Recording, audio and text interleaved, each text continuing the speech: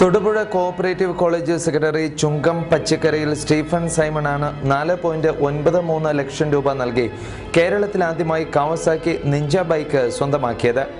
കേരളത്തിൽ ആദ്യമായി എത്തിയ നിഞ്ച സ്വന്തമാക്കുവാൻ കഴിഞ്ഞതിൽ വലിയ സന്തോഷമുണ്ടെന്ന് സ്റ്റീഫൻ CTV ന്യൂസിനോട് പറഞ്ഞു. 10-20 വർഷമായിട്ടുള്ള എൻ്റെ ഒരു ആഗ്രഹമായിരുന്നു ഇങ്ങനൊരു 650cc വണ്ടി മേടിക്കുക എന്നുള്ളത്. കാരണം നമ്മൾ TV കൂടെ ഇൻ്റർനെറ്റ് കൂടെ മാത്രമേ ഇത്തരം വണ്ടികൾ നമ്മൾ കണ്ടിട്ടുള്ളൂ. അപ്പോൾ അത് ഇന്ത്യയിൽ ഇങ്ങനൊരു വണ്ടി വരാൻ 650cc വണ്ടി വരാനായിട്ട് ഒരുപാട് നാൾ 10-20 വർഷമായിട്ട് ഞാൻ ആഗ്രഹിച്ചിരുന്നതാണ്. അത് ആദ്യം അതുകൊണ്ട് വണ്ടി വന്നപ്പോൾ തന്നെ ആദ്യമേ നമ്മൾ ബുക്ക് ചെയ്തു. ഫസ്റ്റ് ബുക്കിംഗ് എൻ്റെ ആയതുകൊണ്ടാണ് എനിക്ക് വണ്ടി കിട്ടിയത്. അത് ഇന്ത്യയിൽ 70 വണ്ടിയോളം വന്നുള്ളൂ. ആ വന്നതിൽ ഒരു വണ്ടി കേരളത്തിലേക്ക് വിട്ടു, ബാക്കി എല്ലാ വണ്ടിയും മെട്രോപൊളിറ്റൻ സിറ്റിയിലേക്ക് മാത്രമേ പോയിട്ടുള്ളൂ. അതും ഫസ്റ്റ് ബുക്കിംഗ് ആയതുകൊണ്ട് മാത്രം തിരുവനന്തപുരത്തിന് കിട്ടിയതാണ്.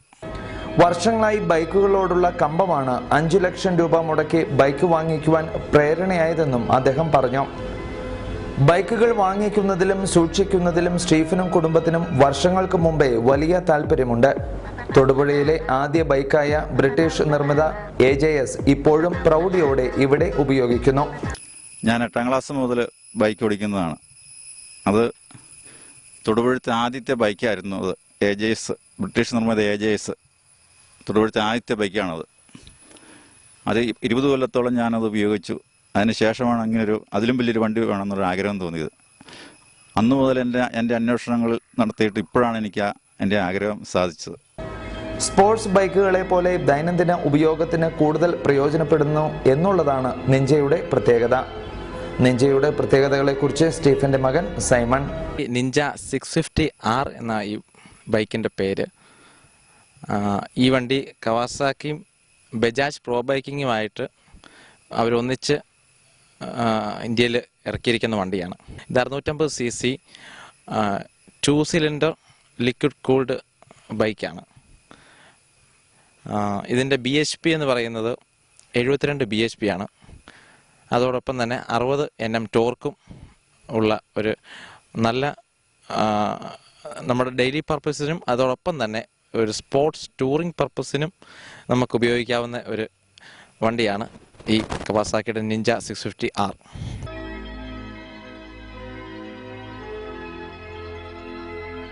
ഇതിൻ്റെ മെയിനായിട്ടുള്ള ഒരു സവിശേഷത എന്ന് പറഞ്ഞു കഴിഞ്ഞാൽ ഇതിൻ്റെ MotoGP ഇൻസ്പയർഡ് മീറ്റർ കൺസോളാണ്.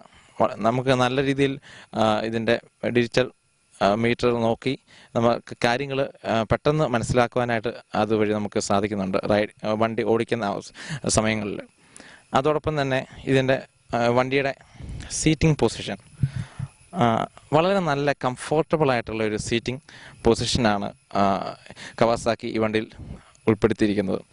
ഇത് നല്ലൊരു അപ്രൈറ്റ് റൈഡിംഗ് പൊസിഷൻ കൂടെ ഉൾപ്പെടുത്തിയിരിക്കുന്ന ഒരു സീറ്റിംഗ് പൊസിഷനാണ്. ഇതിൻ്റെ ഹാൻഡിൽ ബാർസ് ഒക്കെ ആവശ്യത്തിന് പൊക്കം ഉള്ളതും അതോടൊപ്പം തന്നെ സീറ്റ് നല്ല കംഫർട്ടബിൾ സീറ്റുമാണ്.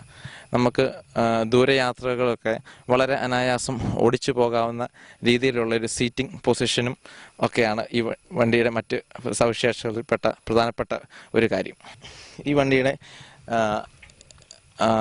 എൻജിൻ്റെ എക്സോസ്റ്റ് മഫ്ലർ എൻജിൻ്റെ താഴ്ഭാഗത്തായിട്ടാണ് സ്ഥിതി ചെയ്യുന്നത്.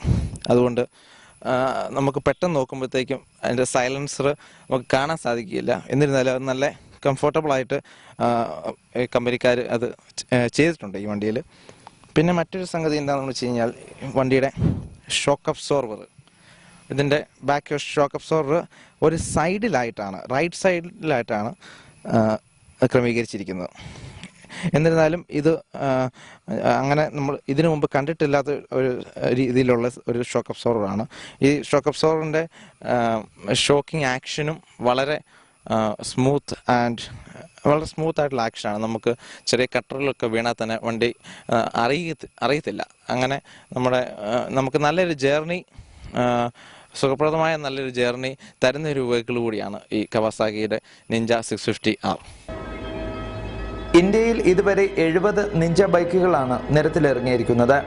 കേരളത്തിൽ 4 എണ്ണം ഇപ്പോൾ ബുക്കിംഗ് ആയി കഴിഞ്ഞു. 20 കിലോമീറ്റർ മൈലേജ് വാഗ്ദാനം ചെയ്യുന്ന സ്പോർട്സ് പ്ലസ് ടൂർ